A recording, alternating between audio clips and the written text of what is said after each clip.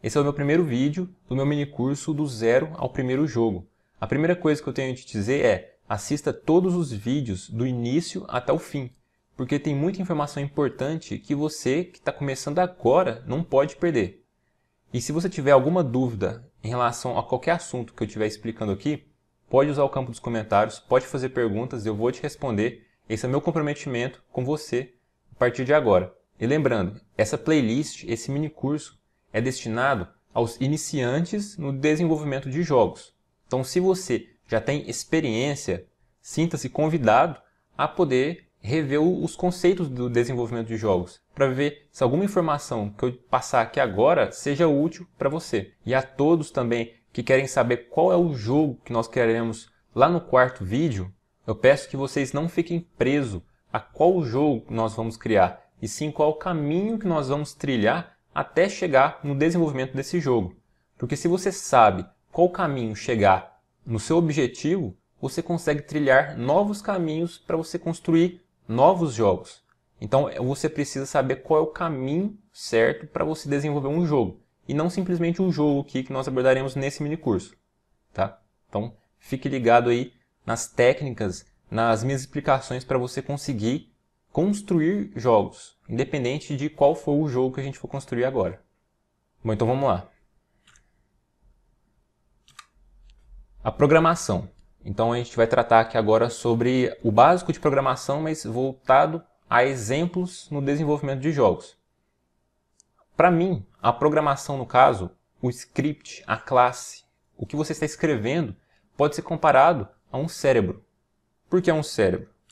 Porque o cérebro humano, ele consegue sentir, discernir e reagir a qualquer estímulo que ele tiver. O que isso significa no meio da programação? Significa que os nossos códigos conseguem absorver dados, processar esses dados e entregar um resultado. Então vamos lá. Um cérebro. Um cérebro tem neurônios. E o que são esses neurônios no nosso script? São as variáveis. Os neurônios, eles guardam informações. As variáveis guardam informações.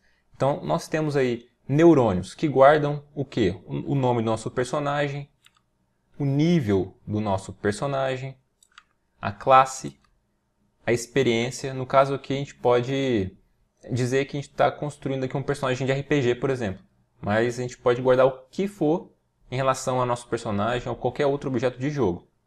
Mas além de guardar, o nosso cérebro também consegue executar funções, mandar impulsos para o nosso corpo para que a gente possa executar funções. E a mesma coisa acontece nos scripts. Então o nosso script, nosso cérebro, consegue fazer com que o nosso personagem corra, pule, ataque e também morra. Então aqui está a representação dos neurônios e os impulsos nervosos, no caso, do cérebro. Então os neurônios são variáveis que guardam informações e os impulsos são as funções. Tá? Cada função responsável por executar uma determinada ação. E aqui quando a gente cria um script na Unity, no script C#, ele vai vir mais ou menos dessa forma. Então vamos lá. Nós temos as coleções. Isso daqui são grupos de classes que já vieram para nos ajudar a desenvolver o nosso jogo. Mas eu vou passar isso aqui superficialmente mesmo, porque a gente não precisa abordar esse assunto nesse momento. Mas é isso. Só pense que é isso. Nós temos o cérebro, que é a nossa classe. A classe aqui no caso é a personagem. Então nós vamos desenvolver aqui um script para o personagem, por exemplo. Então dentro desse cérebro, dessa classe, você vai ter variáveis, você vai ter funções que vão estar executando ali papel para o nosso personagem. O nosso personagem, ele deriva do monobehavior. É uma herança. Todo script que você criar na Unity, ele vai derivar do monobehavior, que é uma classe pai, vamos dizer assim, que o nosso script herda. É uma classe filha, então, o nosso script. E o nosso script vai herdar muitas funções para nos auxiliar a desenvolver o nosso jogo. Tá? Simplesmente isso, vamos passar aqui bem rapidamente mesmo. Agora, essa aqui é a tela das funções principais, já que vem com o nosso script, que é a função start e a update, funções padrão. Vamos começar pela start. É o seguinte, quando você inicia o seu jogo, dá play no jogo, a Unity vai enviar uma mensagem, vai fazer um chamado para todos os objetos que tem na sua cena. E se nesses objetos tiverem componentes que tenham aquela função start, todos vão iniciar essa função ao mesmo tempo. Então essa é uma função que é iniciada em todos os objetos que têm essa função já pré-estabelecida. E ela é iniciada quando o jogo inicia. Tá? E é uma chamada única, ou seja, ela vai ser executada uma única vez. Então beleza. A partir dessa execução, o update é chamado. Então, o update é uma função do tipo loop, um laço. Ele vai ser executado, só que ele vai ser executado infinitas vezes, até o seu jogo parar ou até que você pare esse laço. Então, ela é de múltiplas chamadas. Enquanto o seu processador está lá rodando, o seu jogo está rodando, essa função vai estar rodando também. Certo? Então, aqui embaixo, ó, você pode ver a documentação. Entra nesse link que você vai entender melhor, você vai dar uma estudada sobre essa composição inicial do script, quando você criar. E é claro, existem outras funções também que são chamadas antes do start, e outras funções que a gente vai olhar daqui a pouquinho, mas que eu não abordei agora, que eu não vou abordar agora nessa aula. E aqui estão as funções. A wake, que é chamada antes da start, mas a gente não vai entrar agora em detalhe. Nós temos as funções de colisão, onCollision e onTrigger. Essas duas são muito importantes, então estude essas duas, para quando a gente for fazer o jogo a gente vai utilizar. A onCollision e onTrigger você pode ver que tem reticências. Por quê? Porque existem variações dela. OnCollision Enter, Stay, Exit e a mesma coisa para o Trigger. Tá? E o Fixed Update é uma função própria para você fazer movimentação que utiliza física do seu personagem ou qualquer outro objeto. Então aqui também está outra documentação. Entra nesse link, dá uma olhada em todas as funções que são derivadas do MonoBehavior, que são altamente importantes para a gente poder construir os nossos jogos. Não só esse, mas qualquer outro jogo. Nós temos as variáveis, então vamos lá. Aqui são os neurônios. Então o nosso script personagem precisa guardar algumas informações, guardar dados dentro dele. Nós vamos declarar essas variáveis. Então a variável do tipo float vai guardar um número que tenha casas após a vírgula, um número decimal. Por exemplo, 5.3, como você pode ver ele na função start. O bool, ele vai guardar true ou false. Tá? São duas formas, dois números. Então, por exemplo, se o personagem estiver vivo, igual está mostrando na função start, você vai guardar true, é verdade, é verdadeiro. Agora, se ele morrer, se a quantidade de vidas chegar a 0, essa variável se torna false.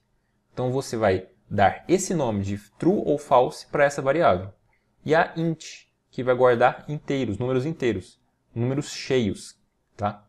Então isso serve para você guardar as vidas. É uma forma para a gente poder guardar as vidas. Por exemplo, uma vida, 2, 3, 0, -1, -2. A mesma coisa acontece com float também, números negativos e positivos. E aqui na função start é uma boa função para a gente poder inicializar variáveis. Então se você quer que o seu neurônio já inicie com alguma informação, então você vai na função start e atribua algum valor a ele. Você pode ver que velocidade de movimento vai receber 5.3, porque ela é um float, tem casas após a vírgula. Só que se eu quiser colocar 5, eu posso? Posso também, não tem problema. Só que o inverso não pode acontecer com o inteiro. O inteiro ele vai guardar somente valores cheios. Então você não pode colocar 5.3 para uma variável do tipo inteiro.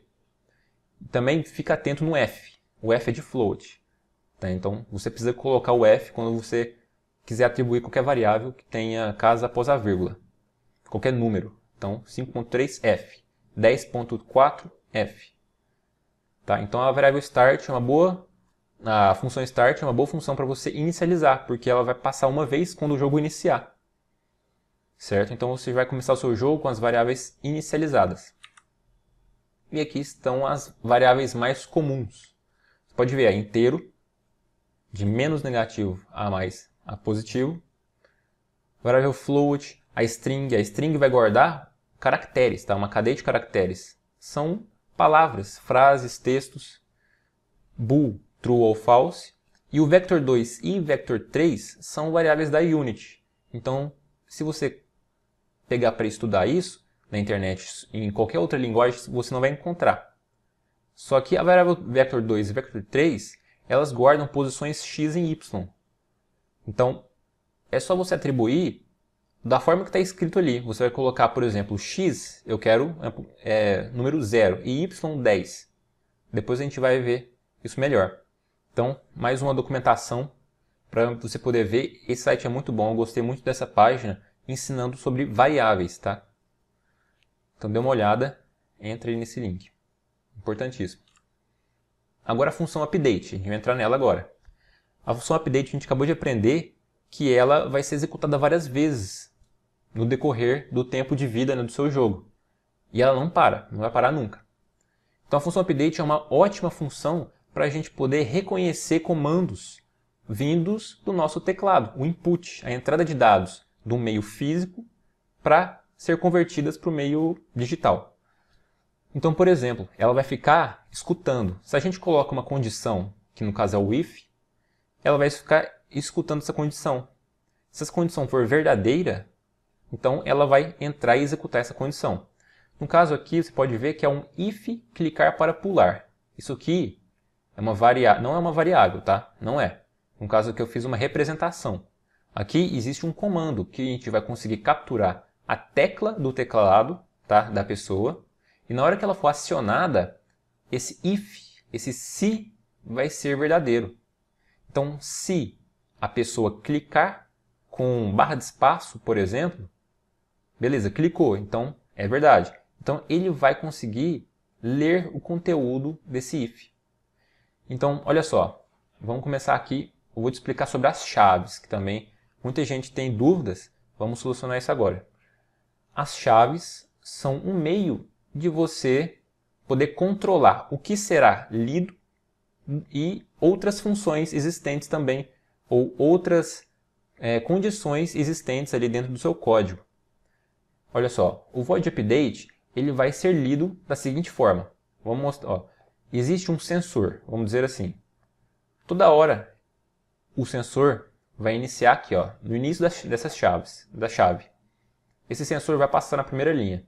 Não existe nada a ser lido. O que acontece? Ele passa para a segunda linha. Ele vai ver se tem alguma coisa a ser lida. Olha só, ele encontrou o if. Então esse sensor vai ler esse if. Se eu cliquei com barra de espaço, o sensor vai dizer para quem? Para a Unity. Vai dizer o seguinte, Unity, a barra de espaço foi acionada? A Unity vai dizer para ele, olha, não foi acionada nenhuma barra de espaço, nenhuma tecla, nada. Então o sensor vai dizer o seguinte, bom, se não houve nenhum acionamento da barra de espaço, eu não vou ler o conteúdo desse if. Eu não vou ler nada que estiver dentro das chaves. O que vai acontecer? Ele vai chegar aqui no parênteses, tá, no fim, vai pular para o final da última chave do if. Ele não vai ler o conteúdo. E depois disso, ele vai continuar lendo aqui as linhas até que ele chegue na chave final. A chave final de quem? Do update. Quando esse sensor chegou na chave final, ele vai retornar à chave primária, a primeira chave. E vai fazer esse ciclo várias vezes. Ele vai ler o conteúdo do update, vai encontrar condições pelo caminho. Se essas condições forem verdadeiras, ele vai ler o seu conteúdo. Se não, ele vai pular. Tá? Então, outra coisa também, ó, documentação if-else. Aprenda sobre o if-else, que é muito importante. Todos esses links que eu estou passando, é muito importante que você abra esses links e dê uma estudada já para as próximas aulas. Tá? Bom, aqui continuando com o update. Você pode ver que no update anterior, nós tínhamos uma condição. Agora, nesse update, você pode ver que não há condição. Então, se não há condição, isso aqui será executado. Certo? Então, mover personagem para frente. Por exemplo, no jogo Temple Run. O personagem vai ficar movendo para sempre, eternamente. Então, não existe condição aqui, se alguma coisa, mover para frente. Não. Aqui, simplesmente, a gente está executando um código, executando um comando. Tá? Então, a gente não precisa do if nesse caso. deixar bem claro. Função. Uma coisa também importantíssima, que é da programação em geral. Nós temos nosso personagem. Nós colocamos aqui, 100 de vida e 5 de armadura. Perceba que eu não inicializei na função start. Eu posso inicializar aqui mesmo. Tá? Nesse caso aqui, a gente vai inicializar aqui. Não tem problema. Então vamos lá. Na função start, a gente sabe que quando a gente inicia o jogo, a start é chamada. E o seu conteúdo é carregado uma única vez. É lido uma única vez. Então, quando a gente começa a ler na função start, olha só, uma coisa nova. Nós criamos um neurônio, uma variável, dentro da função start. Então, quer dizer que essa variável, ela só é viva, esse neurônio só está vivo enquanto você estiver lendo essa função start. Depois que essa função é excluída, ou seja, ela foi finalizada, essa variável também desaparece. E por que nós temos uma variável do tipo inteiro? Quer dizer que a gente está querendo receber qualquer informação que seja um número inteiro, tá? Seja ele menos 1, 0, 1, 2, 10 mil, número cheio. Mas de quem? Retornar vida máxima. Isso aqui é uma função. Tá vendo? Os parênteses. E onde está essa função? Ela está aqui embaixo. Qual é a diferença da gente utilizar dessa forma e não do update, onde a gente calcula tudo ali na mesma função? É que aqui a gente pode organizar melhor o nosso código. Assim a gente consegue visualizar e reaproveitar o nosso código, que é a parte mais importante da programação também. Então aqui a gente está fazendo o seguinte, a gente está chamando essa função. Olha só, int retorna vida máxima. Por que ela é int e não é void, igual a start? Porque int é o tipo de retorno dessa função. Essa função vai retornar um valor. Se ela retorna um valor, qual é esse tipo de valor? É inteiro. Então a gente vai retornar um valor inteiro. Qual é esse valor? Bom, nós criamos aqui, olha só, uma nova variável, auxiliar 2. Ela vai fazer a soma da vida com a armadura. Está vendo aqui em cima? Eu tenho 100 de vida, mas também eu tenho 5 de armadura. Então vai me dar 105. E vai me retornar essa soma. Está vendo? Essa variável que foi feita essa soma. E vai return aux2. Então, para quem chamou essa função, vamos retornar aux2, essa variável. E para quem eu vou retornar isso aqui? Eu vou retornar nesse lugar. E esse lugar aqui está sendo atribuído a aux1. Esse valor retornado será atribuído a aux1. Por que acontece isso? Porque num jogo, por exemplo, existem jogos de RPG onde você conta sua armadura quando você receber dano. Então seu personagem tem 100 de vida, mas também tem 5 de armadura. Se você leva 100 de dano de inimigo, você vai morrer? Não, porque você tinha 5 de armadura, então você vai ficar com 5 de vida, tá? No final do jogo. No final, quando você terminar de receber aquele dano, porque o 5 de armadura influenciou para que você não perdesse 5 de vida. Certo? Então aqui a gente está chamando a função start. E aí o valor vai vir para aux, para esse inteiro. E depois a gente está debugando. O que significa debugar? Debug.log. A gente vai mostrar o conteúdo dessa variável auxiliar no console da Unity. O console é uma janela para o desenvolvedor ver se o código dele está rodando normalmente. Lá ele pode mostrar variáveis que ele mesmo queira para saber se o seu conteúdo está sendo modificado da maneira correta. Então, lá no console a gente vai ver que o valor retornado, que foi 100 mais 5, que foi 105, que veio para a variável aux, vai ser mostrado lá no nosso console, 105. Esse é o valor que vai ser mostrado. Tá, esse aqui é um exemplo. Então, estude sobre tipos de retorno, funções. Void não retorna nada, vazio. Então você quer fazer uma função que calcule alguma coisa, mas fique por isso mesmo. Que você não precisa daquele valor ali no seu cálculo. Então você vai colocar void pular, por exemplo. Então se a gente está lá no update e chama void pular, significa que nós queremos que o nosso personagem adicione uma força em X na vertical. A gente precisa de retorno? A gente precisa saber o que vai acontecer depois disso? Não, a gente está simplesmente enviando um comando. Então, void pular. Agora, float distância. Você tem o seu personagem e tem um inimigo. Você quer saber qual que é a distância entre os dois no mapa. seja para você poder emitir alguma magia, tá?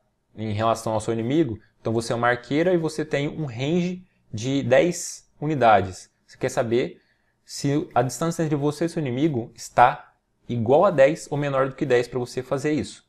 Para que você possa atacar o seu inimigo. Então você vai chamar a função. Olha só, a função distância, ela está recebendo um vetor 2 da sua posição e um vetor 2 da posição do inimigo. Vector 2 você vai guardar x e y, ou seja, isso aqui é um jogo 2D. Se for um jogo 3D, é vector 3, x, y, z. Z é profundidade, para jogos 3D. Então você vai chamar essa função, vai passar os dois parâmetros, depois uma variável que é float nesse caso, porque a distância pode ser como? Pode ser 10.52, pode ser 100.95. Então a gente precisa ser uma variável float, que tem casas decimais. E aqui a gente está fazendo também aqui uma função da Unity para calcular a distância. Eu vou deixar aqui um card no meu vídeo anterior que eu mostro quais as funções principais para você utilizar nos seus jogos na Unity.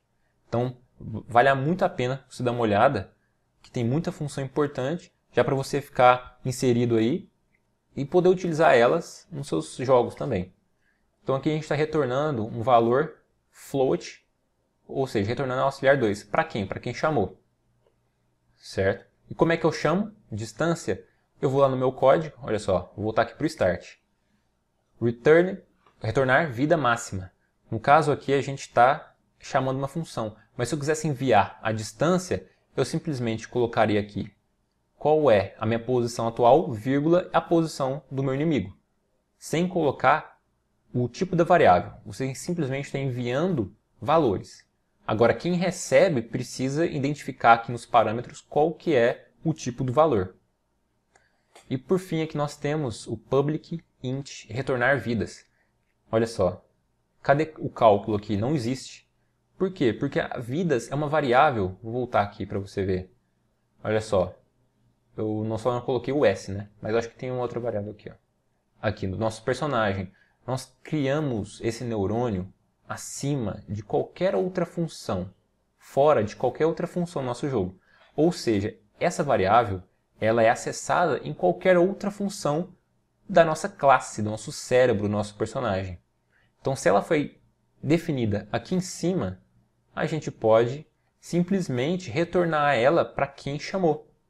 Então, por exemplo, nós temos o HUD para você mostrar as vidas do seu personagem ali na tela, para o jogador poder ver. Então o seu HUD vai acessar o cérebro do seu personagem, o script, né, a classe, vai chamar essa função. Retorna as vidas do personagem para mim. E aí você vai retornar simplesmente as vidas que estão lá no neurônio da sua classe. E por que public? Porque precisa ser public. Public está permitindo que essa função seja acessada de outros lugares. Então, por exemplo, nós temos lá o HUD. O HUD é uma outra classe, um outro lugar. Nós estamos em outro lugar do nosso jogo, tá? Em objetos diferentes. Então, aquele script lá do HUD vai precisar acessar o script do nosso personagem. E para que isso possa acontecer, e para que essa função possa ser acessada, a gente tem que deixar ela como pública, uma função pública. Se você não deixa, igual aqui a float distância, ela é private, ou seja, somente é acessada dentro do cérebro do próprio personagem, da classe do próprio personagem. Então aqui, mais uma documentação. Dê uma olhada aqui nesse link, que é muito importante. Vai trabalhar com funções. Ele tem um exemplo bem simples para você ver, que é retornar um valor de uma chamada, de uma função. Bom, então essa foi a primeira aula do meu minicurso do Zero ao Primeiro Jogo. Essa aula foi a mais técnica, mas foi dedicada também à programação básica, que é uma parte muito importante, é a lógica de programação. Se você entende essa lógica, você consegue fazer qualquer coisa. E se você está gostando das explicações e ainda assim quer agregar mais conhecimento, vou deixar aqui embaixo o link do meu curso de desenvolvimento de jogos, onde a gente vai conseguir criar um jogo completo, que ele está com desconto. Então, se fosse você, eu não perderia tempo. Se você gostou desse vídeo e o que eu te falei fez sentido, então deixa o seu like, compartilhe com seus amigos, para aquelas pessoas que estão precisando também dessa explicação do básico até chegar no desenvolvimento do jogo. Ativa o sininho e já te espero na próxima aula, hein? Até mais!